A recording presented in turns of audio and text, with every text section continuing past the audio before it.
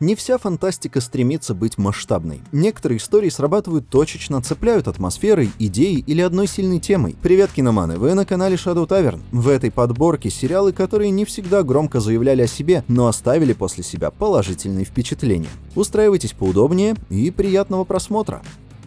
Задача трех тел. Сигнал, отправленный в глубины космоса, редко получает ответ. Но когда он все же возвращается, меняется не просто ход истории, а само представление о будущем. Именно с этой отправной точки начинается задача трех тел. Масштабная экранизация романа Люци Синя, где научное открытие приводит к событиям, затрагивающим все человечество. Сюжет охватывает десятилетия. В годы культурной революции китайская ученая устанавливает контакт с инопланетной цивилизацией. Спустя годы на Земле происходят странные события. Погибают ученые, рушатся физические константы, в сеть попадает загадочная игра, скрывающая за собой нечто более серьезное. Постепенно становится ясно, контакт уже состоялся, и он стал точкой невозврата. Netflix подает эту историю с высоким продакшеном, динамичным монтажом и фокусом на личные драмы. Для тех, кто ищет более точную и вдумчивую интерпретацию, существует китайская экранизация 2023 года. Она менее известна за пределами Китая, но ближе к оригиналу. Сохраняет структуру книги, ее научную тональность и культурные отсылки. Выбор между двумя версиями зависит от ожиданий. Обе рассказывают одну и ту же историю, но делают это по-разному. 3%. В мире, разделенном на бедный материк и богатый офшор, у каждого жителя есть только один шанс изменить свою судьбу – пройти процесс. Это серия испытаний, которые проходят лишь 3% претендентов. Остальные остаются ни с чем. Мишель – одна из участниц. Она не просто хочет пройти испытание, у нее есть своя цель, завязанная на прошлом и желание изменить систему изнутри. Сериал показывает, как далеко готовы зайти люди, чтобы вырваться из нищеты. Здесь нет четких границ между добром и злом, есть выбор, за который придется платить. 3% выстроен на минимализме, но работает с мощными темами – неравенство, насилие, надежда и справедливость. И делает это с прямотой, которая не требует спецэффектов, чтобы быть убедительной. Ради всего человечества. Что если в 1969 году на Луну первыми ступили не американцы, а советские космонавты? Поражение США запускает вторую волну космической гонки, более упорную, более долгую и значительно более опасную. В ней ставки куда выше, чем просто престиж. Сериал показывает, как изменились бы не только технологии, но и общество. Космос постепенно становится ареной для глобальных идей. Сюжет развивается десятилетиями, перенося события от Луны к Марсу и дальше, не забывая при этом о жизни простых людей, которые рискуют собой ради будущего. Человек в высоком замке. Америка разделена между нацистской Германией и Японской империей. Союзники проиграли Вторую мировую, и в этой реальности все иначе. Флаги Третьего рейха развиваются над Нью-Йорком, а Сан-Франциско живет по кодексу чести самураев. Внутри страх, сопротивление и повседневность под постоянным контролем. Джулиана Крейн случайно находит пленку, на которой изображен альтернативный мир, где войну выиграли союзники. Это открытие переворачивает ее жизнь и втягивает в движение сопротивления, но с каждой серией становится ясно – речь идет не только о борьбе с тиранией, но и о природе реальности.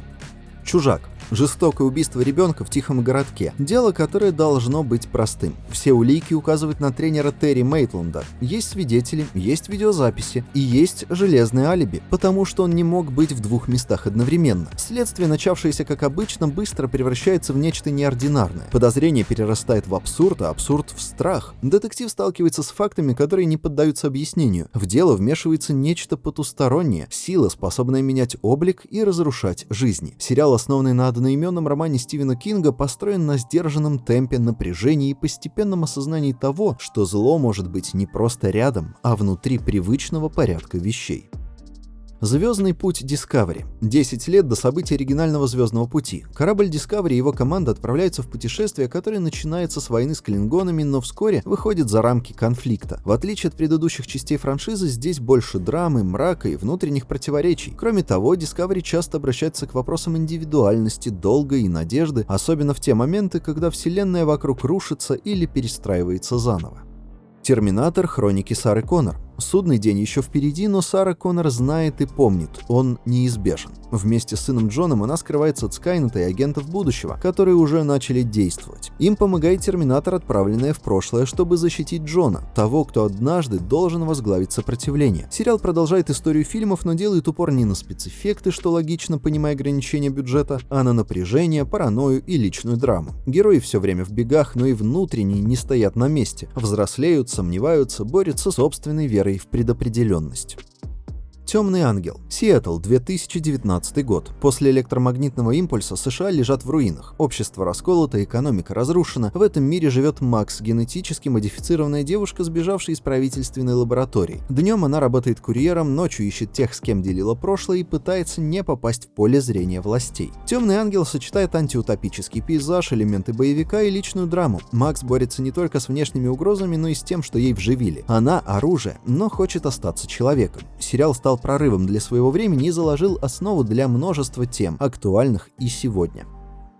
Рассказы из петли. Под одним небольшим городком находится петля. Научный центр, способный делать невозможное реальностью. Здесь время может остановиться, сознание перейти в другое тело, а воспоминания ожить. Но главное не в технологиях, а в людях. Каждая серия — отдельная история. Иногда это грустная притча, иногда философское размышление. События разворачиваются неторопливо, в обстановке, где фантастика не цель, а инструмент. А петля просто дает героям возможность увидеть, что происходит, если убрать границы между возможным и невозможным. Сериал, как электрический штат Netflix, основан на артбуках Саймона Стеллинхага, но ближе к оригиналу, а потому скорее настроение, чем сюжет. Он не спешит, не навязывает выводов, не требует объяснений, просто показывает, как хрупка и удивительна человеческая жизнь на фоне того, что не поддается контролю.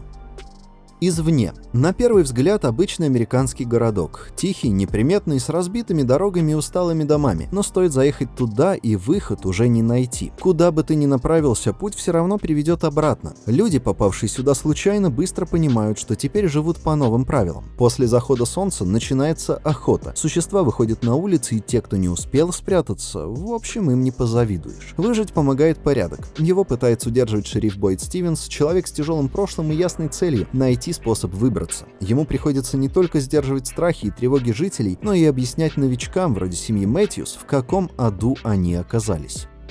Звездные врата Атлантида. Спин-офф «Звездных врат» уводит зрителя в галактику Пегас, туда, где человечество находит не просто новые планеты, а следы исчезнувшей цивилизации древних и их легендарный город Атлантиду. Команду ученых и военных, оказавшихся на передовой, возглавляют доктор Элизабет Вейер и майор Джон Шепард. Их задача — выжить, разобраться в наследии и справиться с новой угрозой — расой рейфов, питающихся жизненной энергией людей. Отрезанные от Земли, члены экспедиции не могут рассчитывать на помощь и сталкиваются не только с врагами, но и с моральными вызовами. В каждой серии новые открытия, сложные решения, неожиданные союзники и постоянное ощущение, что за следующим поворотом может скрываться что угодно.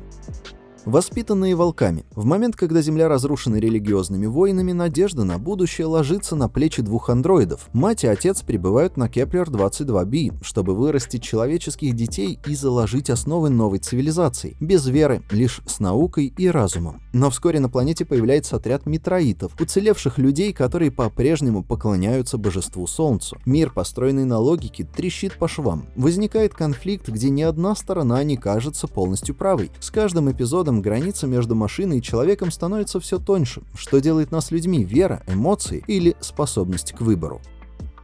Орвилл. Сериал начинается как пародия на классический sci-fi, с юмором, странными пришельцами и немного неловкой атмосферой. Капитан Эд Мерсер берет командование над космическим кораблем и отправляется в путь вместе с эксцентричной командой, где даже первый офицер — его бывшая жена. Все выглядит как легкое приключение, почти ситком в космосе. Почти. Со временем сериал начинает меняться, шутки отступают, а на их место приходят настоящие конфликты и вопросы, которые сложно проигнорировать. Тем не менее, Орвилл остается доступным и искренним. Он не стесняется быть смешным, но не прячется от серьезных тем, и именно поэтому его выбирают не только фанаты фантастики, но и те, кому важно, чтобы за космосом стояло что-то настоящее и душевное.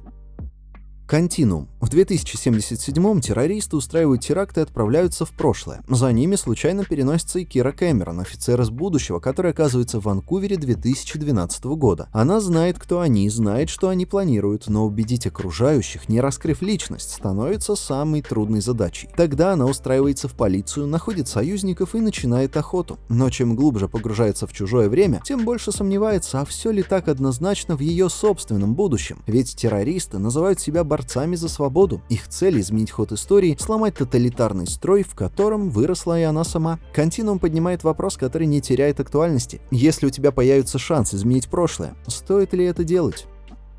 Killjoys. Охотники за головами в далекой системе планет. Не самый оригинальный старт. Но Killjoys даже не пытается изобрести велосипед. Он берет знакомую формулу и наполняет ее экшеном, яркими персонажами и удивительно честным подходом к теме власти и ответственности. Трое главных героев работают по контрактам и соблюдают кодекс. Им запрещено брать личные заказы, вмешиваться в политику и выбирать сторону. Но в мире, где все решают деньги и влияние, оставаться нейтральным не так-то просто, как кажется. Сериал почти сразу выходит за рамки боевика, говорит о доверии, предательстве и о том, как легко потерять себя, даже если у тебя есть принципы.